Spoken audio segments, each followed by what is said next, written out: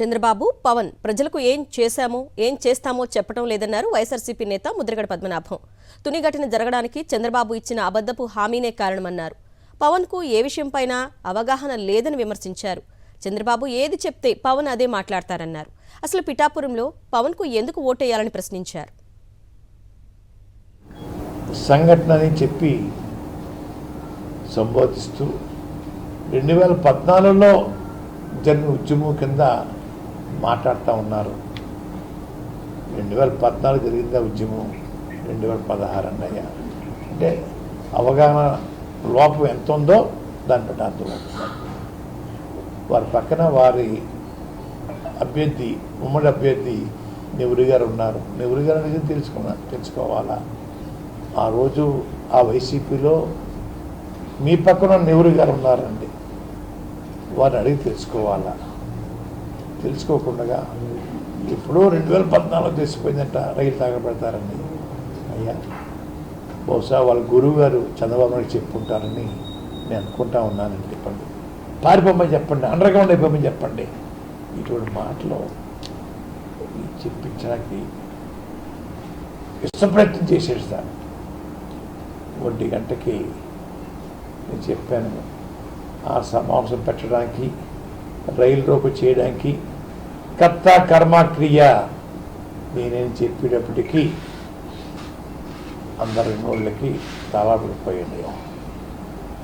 కానీ రైలు తగలబెట్టిన గనుడు చంద్రబాబు నాయుడు గారు అని చెప్పడం జరిగిందండి. ఎక్కడ దాపరకం లేదు, అబద్ధం చెప్పలేదు. కర్త కర్మ క్రియ అని చెప్పగల బొగోడెవడో ఉంటారండి. రాష్ట్రాలకు చేయించింది నేను, రైల్లోకి చేయించింది నేను, మీటింగ్ పెట్టింది నేను.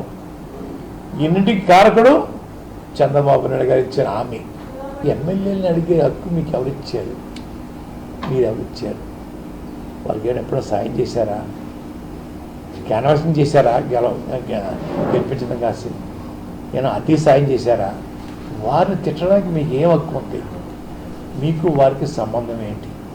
అలాగే ఉద్యమంలో మీ పాత్ర ఎప్పుడు లేదే, సానుభూతి కూడా చూపించలేదే, ఒక చిన్న ముక్క రాసి ఉత్తరం కూడా రాయలేదే నాకు.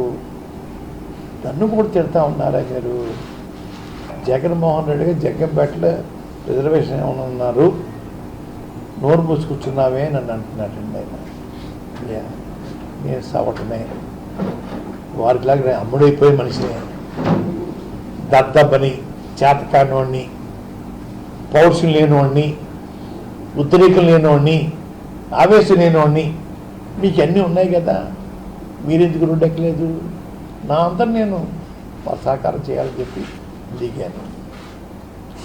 వారు సాధ్యం కాదన్నారు, నోరు మూసుకూర్చున్నాను. అది తప్ప.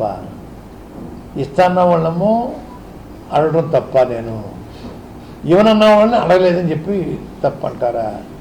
అసలు అర్థం ఉందా? పవన్ కళ్యాణ్ గారు, ఎమ్మెల్యేలను అడిగే హక్కు మీకు లేదు. మీ మోచేత కింద నీళ్లు తగ్గి వాళ్ళు ఏమేమి ఎమ్మెల్యేలు అవ్వలేదు. జగన్మోహన్ రెడ్డి గారు దయవల్ల వాళ్ళు ఎమ్మెల్యేలు అయ్యారు. వారిని ప్రశ్నించే హక్కు, అధికారం మీకు లేదు లేదు లేదు.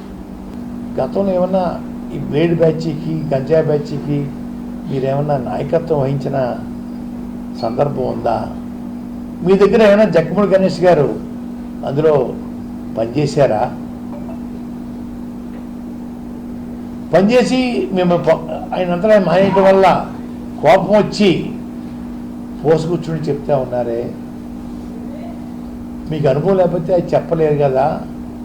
అంటే మీరు కూడా గంజాయి బ్యాచ్కి నాయకత్వం వహించి ఉంటారని నేను అప్పుడే పడతా ఉన్నాను. దారుణమైన ఆరోపణలు చేసేసి వెళ్ళిపోవడం, మళ్ళీ ఆ ఆరోపణలు రిప్లై ఇస్తే దానికి సమాధానం ఇవ్వకపోవటం ఏంటి పవన్ కళ్యాణ్ గారు? ఎంతవరకు శోభం అంటుంది? పిఠాపురం నుంచి పారిపోయి చెప్తున్నారు. లోకువా? మా జిల్లా వాళ్ళు అంటే లోకువా? హైదరాబాద్ పోటీ చేయొచ్చు కదా. అది ముందు మీ అడ్రస్ చెప్పండి అయ్యా. ఎక్కడ పుట్టారు? ఏ ఊర్లో ఉన్నారు? ప్రస్తుతం ఏ ఊరు ఉంటున్నారు? మీ జిల్లా ఇది, మీ మండలం ఇది చెప్పండి ఒకసారి. ఏమి చెప్పకుండా గాల్లో వచ్చేస్తారా? రంగు వేసుకొని వచ్చేస్తే అందరూ ఓట్లు వేసేయాలా? పవన్ గారు మిమ్మల్ని ఓడించి పంపడం ఖాయం. ఓడించి పంపకపోతే నా పేరు పద్మనాభం కాదు. ఎరువులువా మేము మీకు ఓటేసేయడానికి? మీ సేవకులమా? మీ బానిసలమా మేము ఓటేసేయడానికి? మీ అందరూ అమ్ముడు అయిపోయి జాత మీకున్న జబ్బుని మాకు అడ్డుకట్టారా మా ప్రజలకి? మా నమ్మకం నువ్వే జగన్. మా నమ్మకం నువ్వే జగన్. మా నమ్మకం నువ్వే జగన్. నమ్మకం నువ్వే జగన్. నమ్మకం నిన్నే జగన్.